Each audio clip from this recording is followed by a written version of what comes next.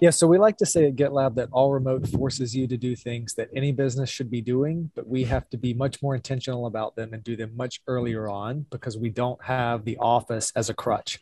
And so the shocker of all shocker is that most of the things we do as an all remote organization, those proven principles, are probably what you should be doing no matter where you sit on the spectrum of remote. In fact, even if everyone went back to the office full time, our meeting hygiene, our metric hygiene, I still think it makes teams more cohesive and more disciplined. So a lot of companies will come to us and say, "Hey, tell us what we need to know," but you're all remote, so make sure it applies. And my response is it does all apply. It has very little to do with where people are physically located and much more to do with how you think about work and how the work is structured.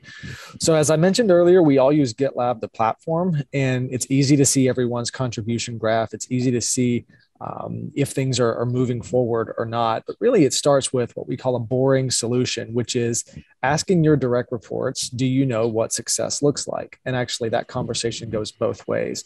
And so, whatever the metric is, make sure that you can write down what success looks like. And it forces you to put numbers or values around things that may be more ambiguous or esoteric. And so, this will vary depending on if you're in the engineering org or the legal org or the comms org. Obviously, what you track will be different, but being able to write it down and document it enables you to track it. So there's no guesswork on are we moving in the right direction? And I would argue that this approach makes your company much more inclusive because it puts the focus on results, not about the clothes that you wear or the charisma that you bring to the office or the aura that's around you.